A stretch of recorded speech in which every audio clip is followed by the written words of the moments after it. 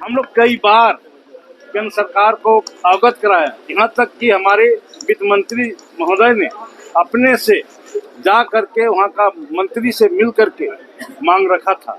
उसका बावजूद भी अगर हमारी बातों को नज़रअंदाज कर देता है केंद्र सरकार, तो निश्चित तौर पर हमारा पार्टी के भी हमारे कार्यकारी अध्यक्ष हैं, राज्य का माननीय मुख्यमंत्री है, उसका जैसे निर्देश अनुसार हम यहाँ झारखंड मुक्ति मोर्चा या सरकार एक पैर में खड़ा होकर काम करें। तो क्या कीजिएगा आगे का? क्या कुछ भी कर सकते हैं, जैसे आदेश हो कुछ भी कर सकते हैं, जैसे आदेश आएगा। हमारा पास हमारी संगठन और महागठबंधन का जो निर्देश होगा उसका अनुरूप महागठबंधन भी काम आंदोलन में उतर जाएगी, झारखंड मुक्ति मोर्चा तो चाहे कोयला रोकना पड़े, चाहे आर्थिक नाकाबंदी करना पड़े। हमारे राज्य सरकार का हक बनता है, हमारा यहाँ का रॉयल्टी अगर केंद्र सरकार हमको नहीं दे रहा तो हम राज्य कैसे चलाएंगे। इसीलिए हम लोग कई बार केंद्र सरकार को अवगत कराया, यहाँ तक कि हमारे वित्त मंत्री महोदय ने अपने से जा करके वहाँ का मंत्री से मिल करके मांग रखा था। उसका बावजूद भी अगर हमारी बातों को नज़रअंदाज कर देता है केंद्र सरकार, तो निश्चित तौर पर हमारा पार्टी के भी हमारे कार्यकारी अध्यक्ष हैं, राज्य का माननीय मुख्यमंत्री है, उसका जैसे निर्देश अनुसार हम यहाँ झारखंड मुक्ति मोर्चा या सरकार एक पैर में खड़ा होकर काम करेंगे। क्या कीजिएगा आगे?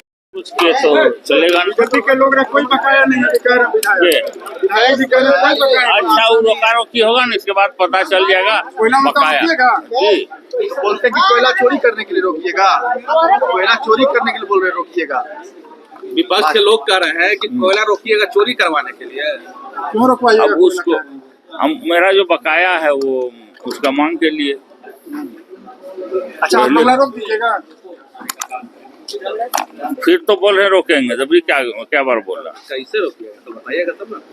जैसे रोका जाता है बोल रहे बस ये मुद्दा बनाए हुए हैं। आंदोलन कीजिएगा सर। अब आंदोलन से ही होगा ना, नाकाबंदी की भी बात आप लोग। आंदोलन से भी होगा, नहीं देगा तो हम लोग बहुत कुछ करेंगे। अच्छा, लेकिन एक सवाल है लगातार विपक्ष से मुद्दा बना रही है, और जो सही वे में, राइट वे में जो आप लोगों को काम करना चाहिए वो नहीं करे, क्योंकि ज्यादातर जो 90% रकम जो है वो रैयत या जमीन से जुड़ा हुआ है, रॉयल्टी से नहीं।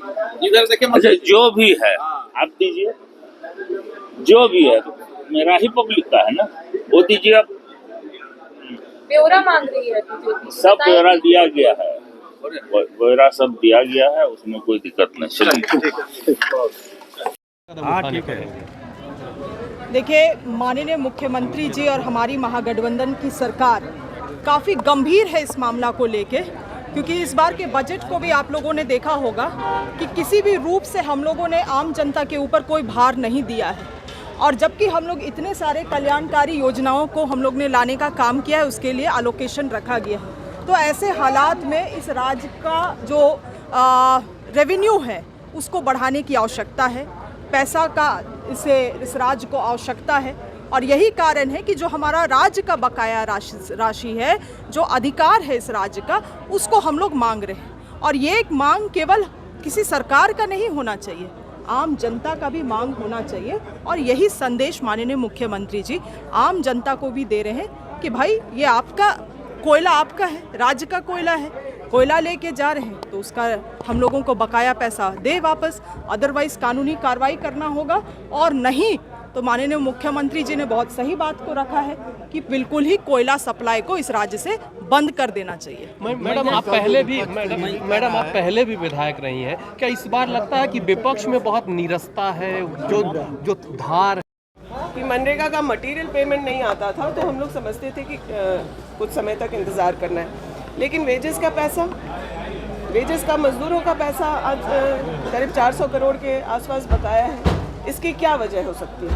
तो इन सब चीज़ों पर केंद्र को जब सवाल करो या जो सच्चाई हम लोग सामने रखते हैं, तो फिर भाजपा का भ्रम फैलाने वाला तंत्र, अफवाह फैलाने वाला तंत्र सक्रिय हो जाता है।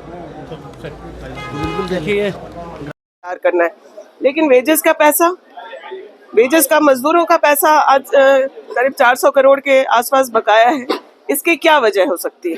तो इन सब चीज़ों पर केंद्र को जब सवाल करो या जो सच्चाई हम लोग सामने रखते हैं तो फिर भाजपा का भ्रम फैलाने वाला तंत्र, अफवाह फैलाने वाला तंत्र सक्रिय हो जाता है।